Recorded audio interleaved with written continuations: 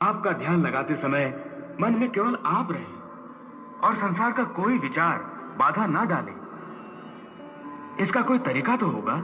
हाँ, एक आसान तरीका तो है, परंतु वो कोई विधि नहीं है, बल्कि एक गुर है, एक योगिक कला है, जिससे ध्यान लगाने में बड़ी सहायता होती है। वो आसान तरीका, वो योगिक कला क्या है मधुसूदन?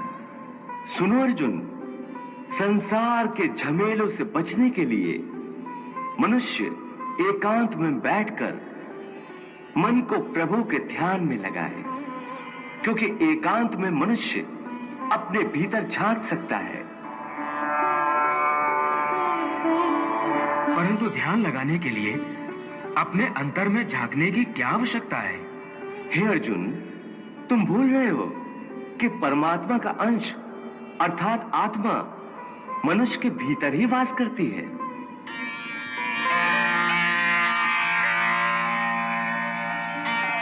इसी आत्मा से संपर्क ही प्रभु से मिलन का पहला चरण है।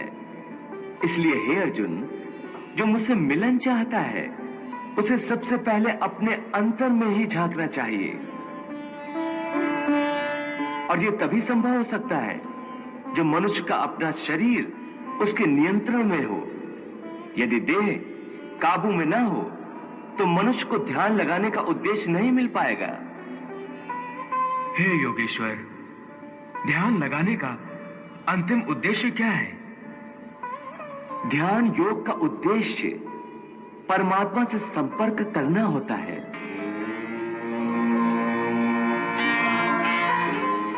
परंतु इसके प्रथम चरण में मनुष्य को आत्मशुद्धि प्राप्त होती है, स्वच्छता मिलती है और ध्यान लगाने वाले का अंतर निर्मल हो जाता है। हे अर्जुन, जब तक मनुष्य अपने अंतर की शुद्धि नहीं कर लेता, परमात्मा से ना तो संपर्क कर सकता है और ना ही आत्मा परमात्मा में लीन हो सकती है।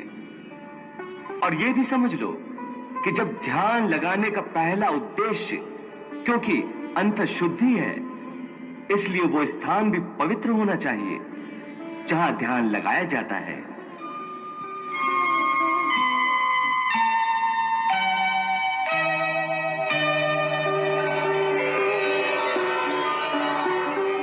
हे अर्जुन, मेरा ध्यान लगाते समय मनुष्य को चाहिए कि वो अचल बैठकर अपनी पीठ, सिर और गले को समान और सीधा रखे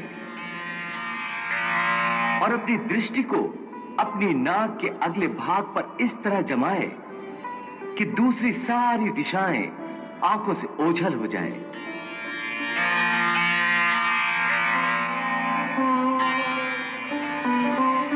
ऐसा करने से अपने आसपास के वातावरण से उसकी इंद्रियों का संपर्क टूट जाएगा और मनुष्य अपने अंतर में मन लगा सकेगा।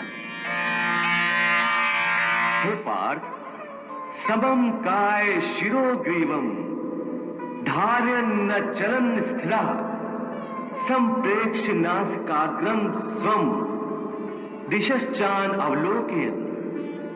हे मधुसूदन, ये तो बड़ा ही सहज और अच्छा तरीका है। इस ढंग से तो कोई भी मनुष्य आसानी से ध्यान लगा सकेगा। ये ठीक है अर्जुन, परंतु वो मनुष्य मुझ में ध्यान नहीं लगा सकेगा जिसके जीवन में संतुलन ना हो।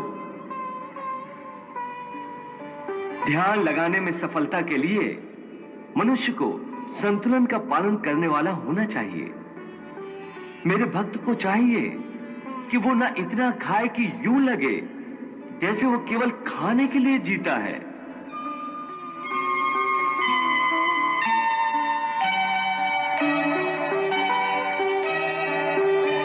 न ही इतना कम खाए कि हड्डियों का ढांचा बन जाए।